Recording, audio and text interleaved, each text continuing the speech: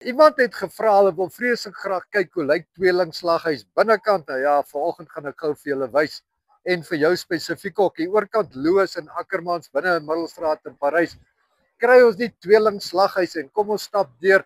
Ons kyk hoe lyk dit binnekant en of dit is wat jy wou gesien het. As ons inkom reg, gaan die begin is daar allerlei lekker goeders sien ek. Mooi goeders, eetgoeders, vars verpakte groentetjies en allerlei koeldrankies.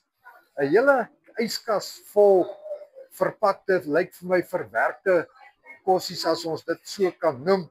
En natuurlik bo teen die mure al die beskrywings van die verskillende vleispakkette wat jy kan kry. Jy moet dit maar net hier kom staan en lees.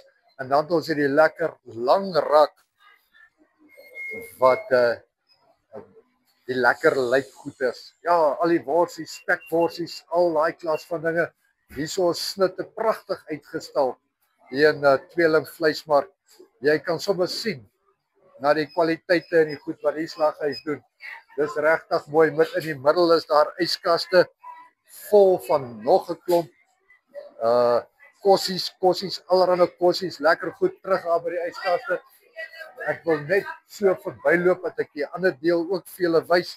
Weer hier op die middelyskaste. Dan het ons hier al die speserye. Vreeslik baie speserye en hier in die hoekie daai lekker deel, die biltonge, die koekies, die lekker biltong en droewors en die customers wat tevrede is.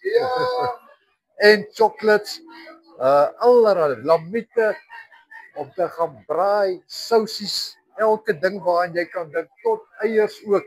En dan 'n lang marmer toonbank tot op die einde, die vriendelike diens van Tweeling Vleismark. Het almal gesien, ek glo almal is nou tevrede. Dit is wat jy gaan kry as jy by Tweeling instap.